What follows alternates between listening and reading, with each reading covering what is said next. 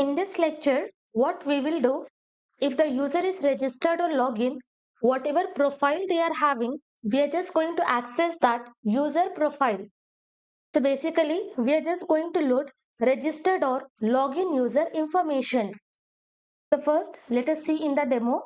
I'm just going to register normal user. I will give the email, password, choose file. Okay, for this, I have given the name as Khanam. Email will be khanam@gmail.com. I will click on sign up. Okay, you can see as soon as user is registered, I am having user profile picture as well as I am having the name Khanam. So in this way, we are going to load user information. So let me come to my project.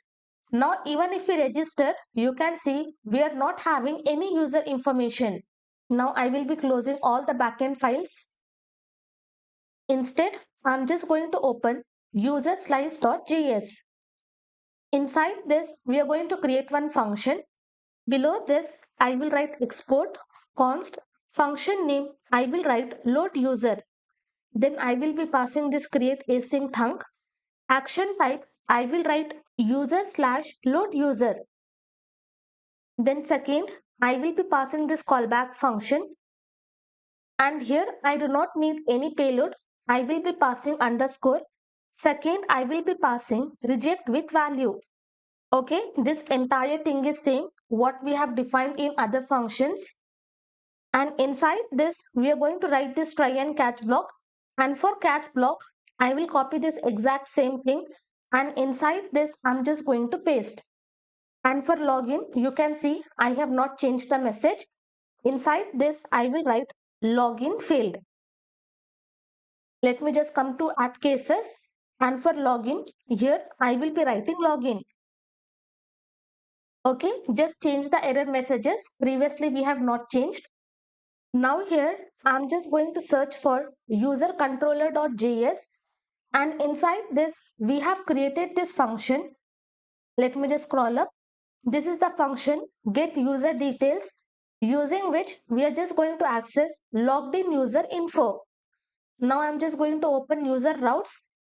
And for this function, we have given the route as /profile.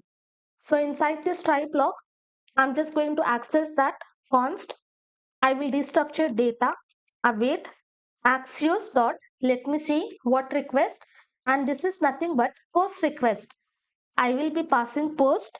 And inside this, here I will be writing API/v1/profile. But here maybe we are only accessing the information. We do not need post. Instead, I will be passing get in the backend, and here also I will be passing get. Okay, later on you can go to Postman and accordingly save the changes. But here we are only getting the request, so we don't have to use post request. And finally, I'm just going to return data. Okay, very simple function. Now scroll down. From here, I will copy all these cases, copy, and below this, I'm just going to paste. And this is for loading user. And inside this, I'm just going to pass the function name. I will write load user, copy this. Here I will be pasting, as well as here I'm just going to paste. And inside this catch block, I will write load user failed. And inside this catch block, I will change the message. Instead, I will write failed to load user profile. Again, I will come here. For pending, we do not have to change anything. For fulfilled state, loading will be false. I will access user and I will access this authenticated, remove this lock, and also I'm just going to remove this success. I only want loading error. Same way we are accessing user, and in this also we are setting is authenticated to be true.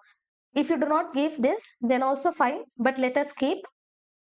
And for rejected state, loading false. If we are having any error, then that error we are going to show. And from this catch block, I'm just going to copy this error message. And inside this, I will be pasting. And then user, we are going to set to null. And is authenticated, we are just going to set to false. Very simple load user function. We are just accessing the profile, and accordingly, we are sending response. And then we are adding the cases. And here if you don't access user, then also fine. If you comment this, then also you will be having the result. But for this tutorial, let us keep. But later if you want, you can remove these two properties. Because while logging in, we have already set the user and also we have set his authentication value.